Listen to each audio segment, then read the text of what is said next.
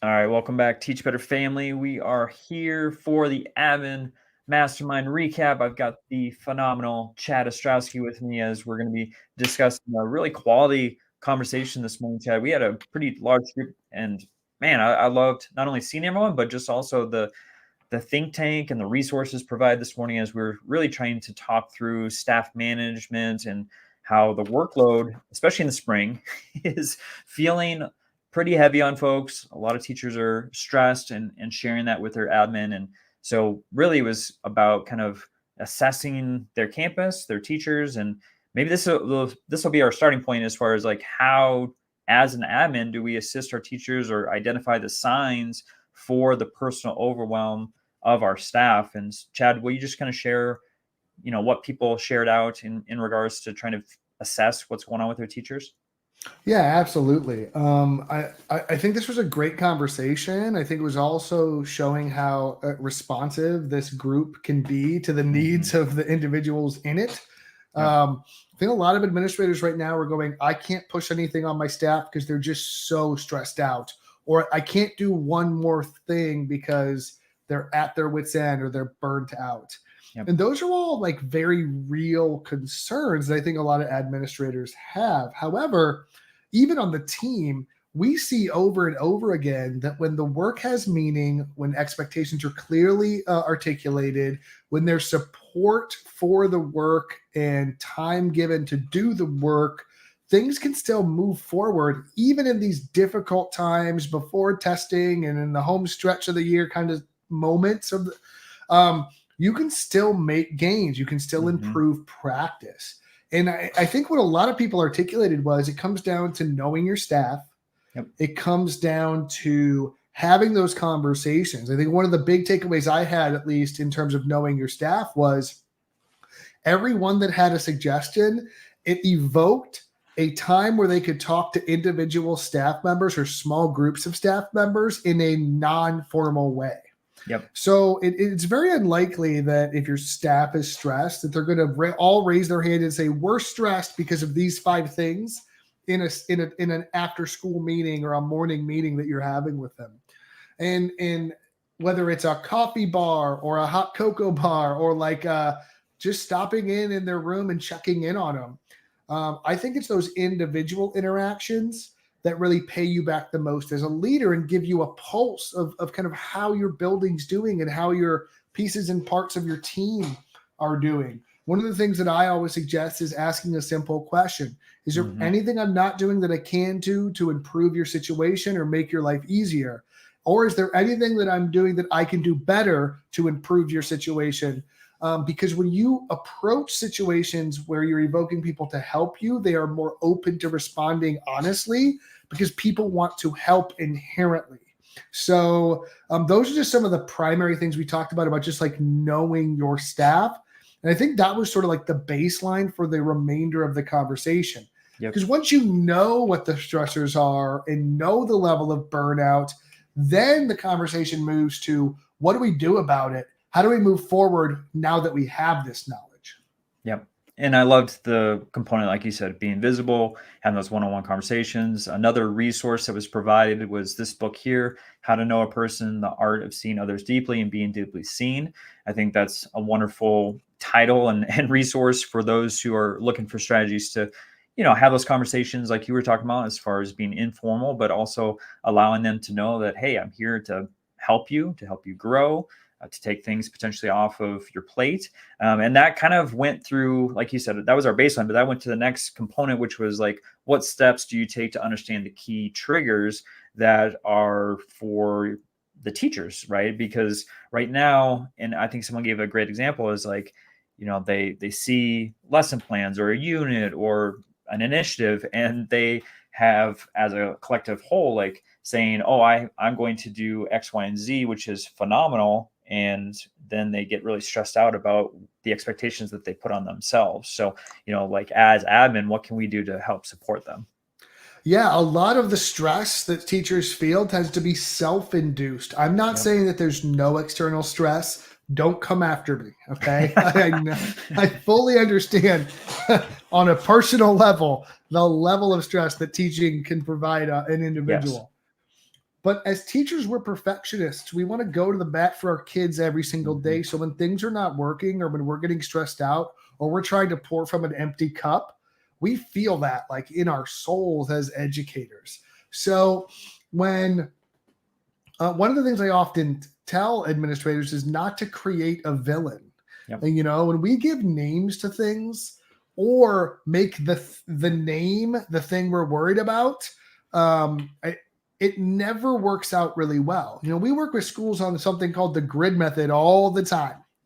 It's one of the primary things we work on. We do a lot of things, but that's sort of like what started the Teach Better team. That's like kind of our Big Mac, so to speak, on our menu. And to steal a Jeff Gargis metaphor, but I thought you were the Big Mac, Chad.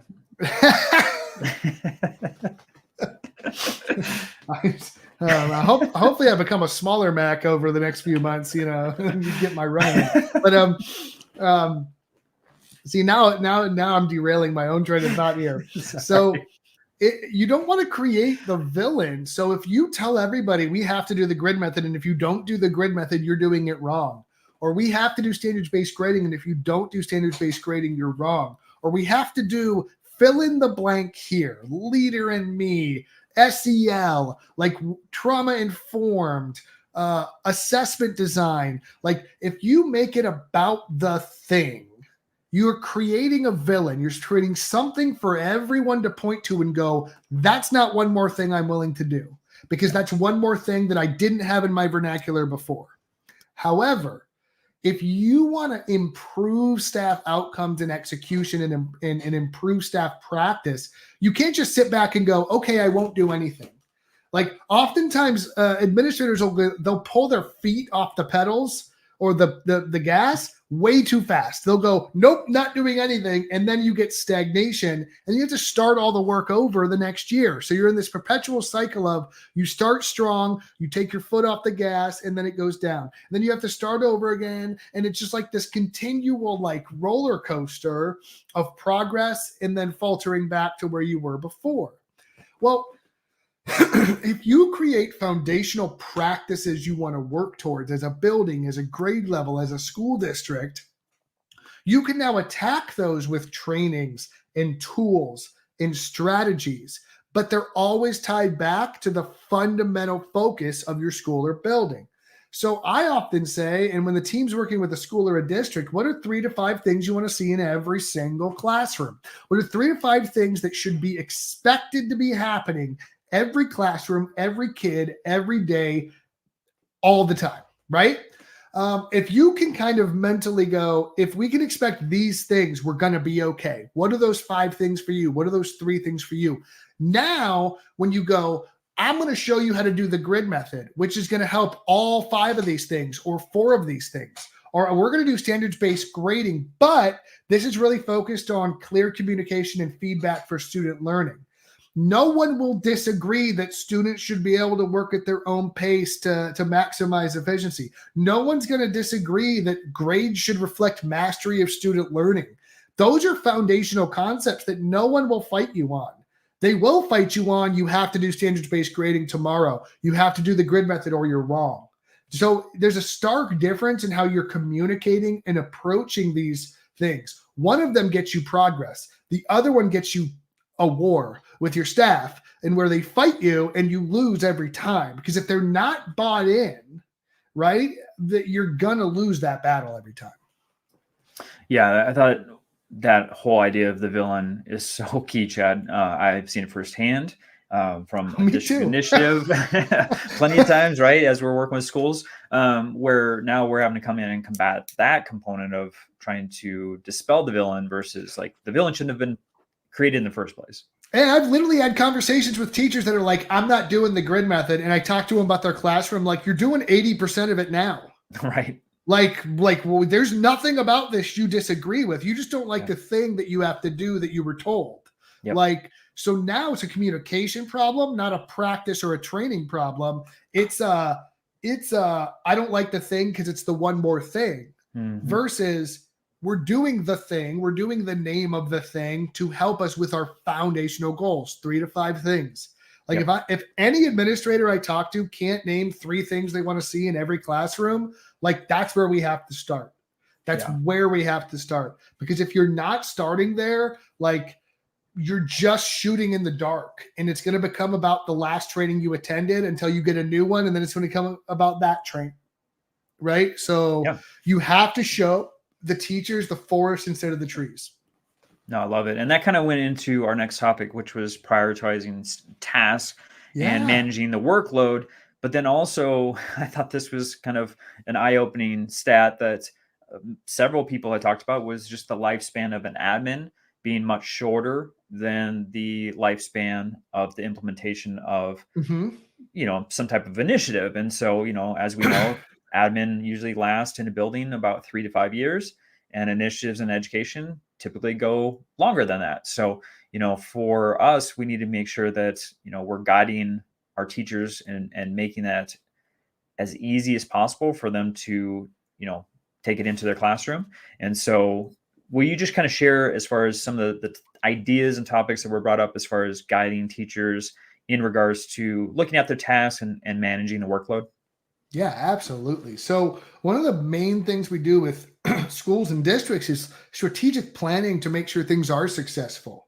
Yep. So if you're an administrator, saying everybody has to do this thing this year, everyone might not be ready for this thing this year. Some people might be 3 steps behind that. Some people might be 2 steps ahead of that. So a lot of times we'll do what we're called differentiated PD or tiered strategic development, where we'll create a progression of tiers of training and work that staff can focus on.